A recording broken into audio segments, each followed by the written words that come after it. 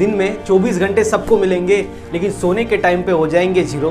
समय को यूटिलाइज करना सीख मेरे दोस्त। आज ये दुनिया तुझे कुछ भी कहे, लेकिन एक दिन तुझे कहना पड़ेगा हीरो, एक दिन तुझे कहना पड़ेगा हीरो।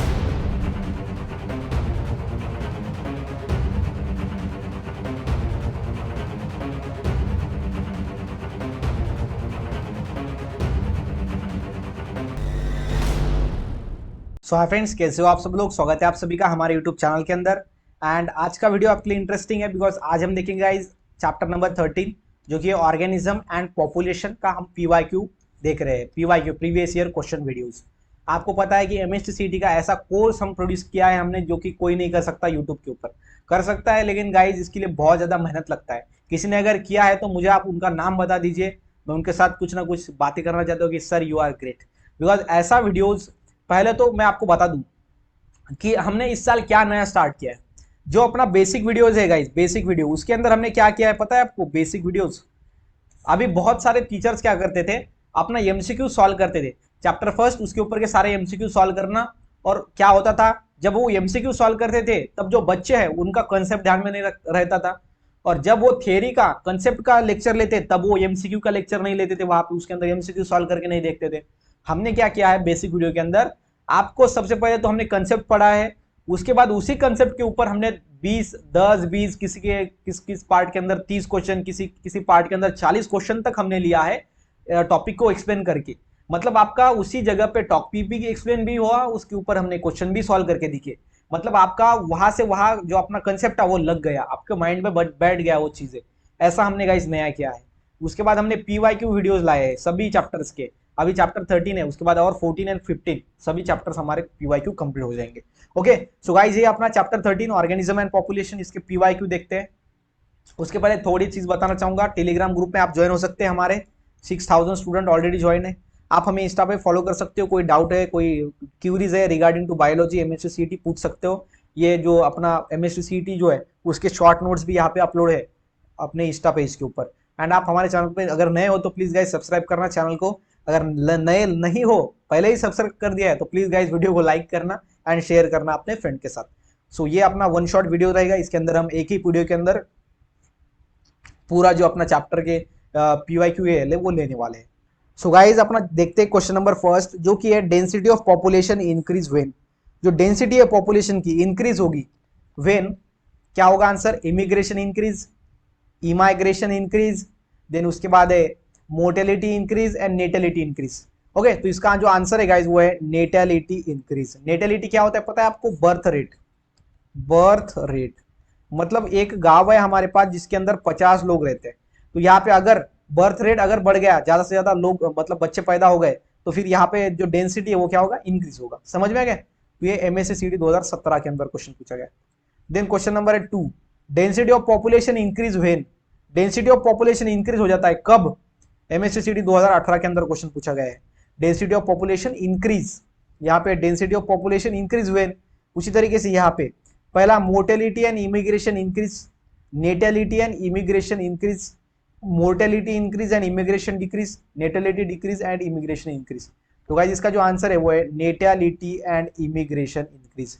नेटेलिटी मतलब बर्थ ज्यादा हो गए उसके गांव के अंदर, एंड दूसरा है इमाइग्रेशन, मतलब क्या होता है लोग दूसरे गांव से उस गांव के अंदर आ गए, तो अब क्या होगा वहां पे जो डेंसिटी ऑफ पॉपुलेशन है वो बढ़ जाएगा। समझ में आ गया। पहला क्यों नहीं होगा, बिकॉज यहाँ पे मोर्टेलिटी इंक्रीज का है। मोर्टेलिटी मतलब डेथ रेट, तो डेथ रेट अगर इंक्रीज हो गया तो पॉपुलेशन डिक्रीज हो जाएगी, पॉपुलेशन इंक्रीज नहीं होगी।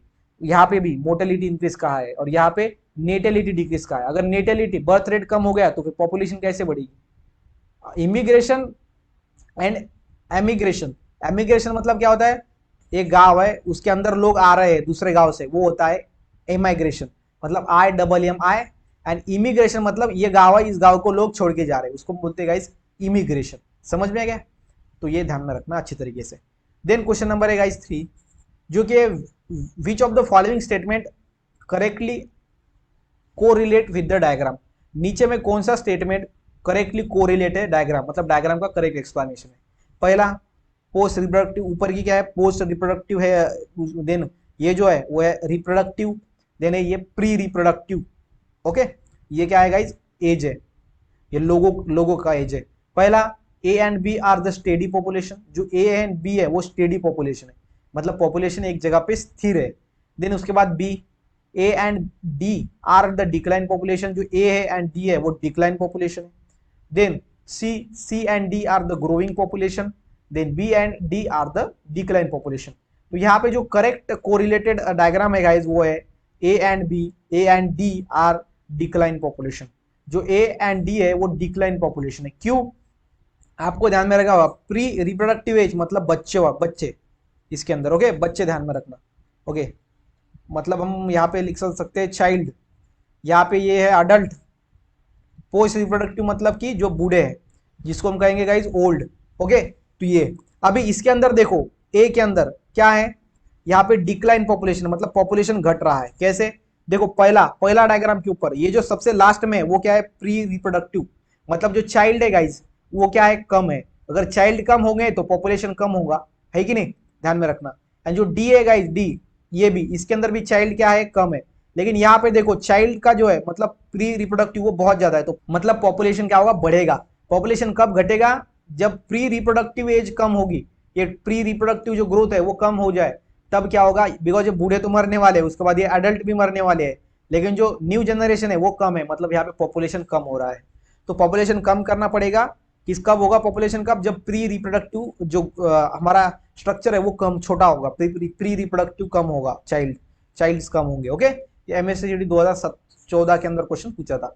देन नेक्स्ट में क्वेश्चन नंबर है 4, the interaction observed in which diagram is. देखो इंटरेक्शन क्या होता है ये पहले जान लो आप, इंटरेक्शन, ओके। इंटरेक्शन मतलब इंटर, यहाँ पे वर्ड में ही गाइज 50% इंफॉर्मेशन होती है, सिर्फ वो उस वर्ड को समझना पड़ता है। यहाँ पे देखो इंटर एक्शन, यहाँ पे दो वर्ड है, एक है इंटर, दूसरा है एक्शन। इंटर मतलब दो के बीच में, और एक्शन यहाँ पे देखो, ये एक हमारा फर्स्ट एनिमल है, ये सेकंड एनिमल है, ये दोनों के बीच में क्या हो रहा है, एक्शन, जिसको हम क्या कहते हैं, इंटरेक्शन। समझ में आएगा इंटरेक्शन? तो ये इंटरेक्शन का दो टाइप का होता है, एक होता है इंट्रा इंटरेक्शन, देना इंटर इंटरेक्शन। इंट्रा मतलब कि सेम स्पेसिस का, intra, okay, intra interaction.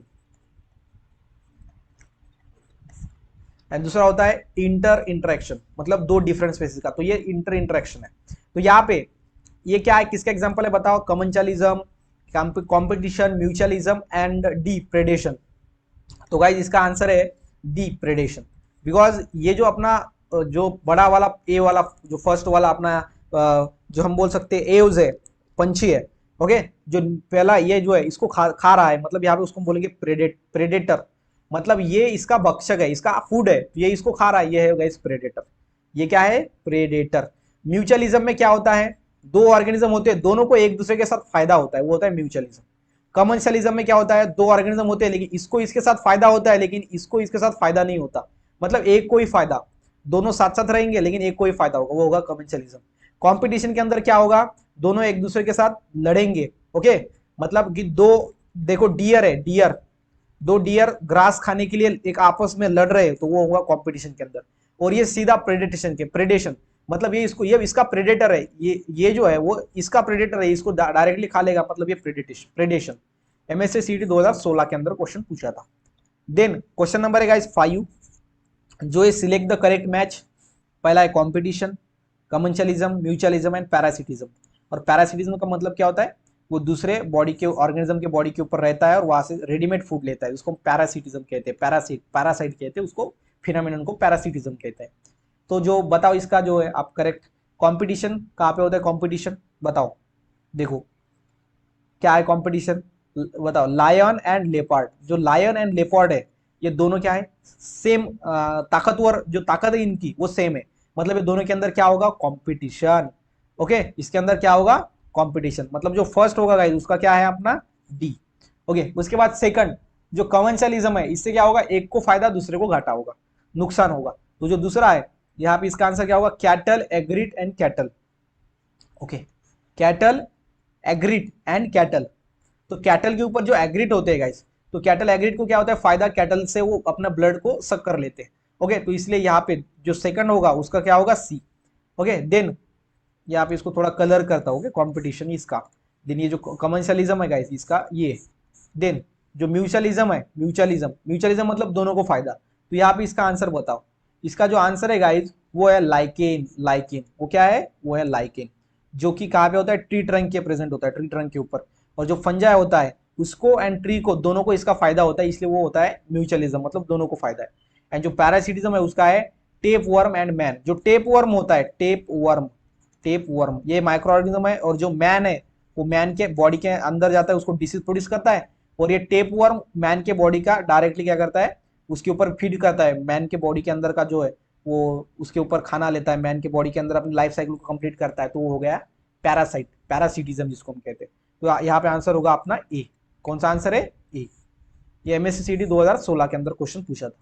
Question number है 6 and the last question. A cuckoo laying eggs in the nest of other species of bird is example of. जो cuckoo है मतलब कोयल, वो क्या करती है, अपना जो एग है, एग लाई करती है। हमको पता है ये कुछ कुछ जो अपने बर्ड्स होते हैं वो एग प्रोड्यूस करते हैं, मतलब एग लाइंग। तो ये एग लाई करते हैं, तो वो अपना खुद का घोंसला नहीं बनाता, वो दूसरे के घोंसले में अपना एग को डाल देता है। तो ये किसका एग्जाम्पल है, तो यहाँ पे बताओ। ये एमएससीडी 2015 के अंदर क्वेश्चन पूछा गया था।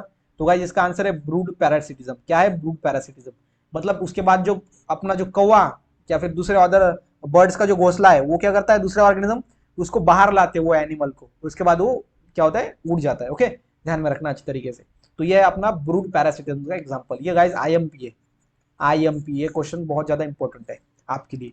तो गाइस यहाँ पे हमने क्या किया, जो चैप्टर नंबर 13 है उसके ऊपर हमने पूरे एमसीक्यू सॉल्व कर लिए। मुझे लगता है कि आपको समझ में आया गया होगा मेरे को क्या समझाना है, कैसे प्रीवियस ईयर क्वेश्चंस पूछे जाते हैं और कौन कौन से टॉपिक के ऊपर प्रीवियस ईयर क्वेश्चंस आए हुए हैं। तो गाइज वीडियो आपको कैसा लगा प्लीज कमेंट करना ना भूलिएगा। ऐसे ही अमेजिंग वीडियो के साथ मिलते हैं गाइज। सो गाइज चैनल को सब्सक्राइब करना, शेयर करना फ्रेंड के साथ। मिलते हैं नेक्स्ट वीडियो में नेक्स्ट टॉपिक के साथ।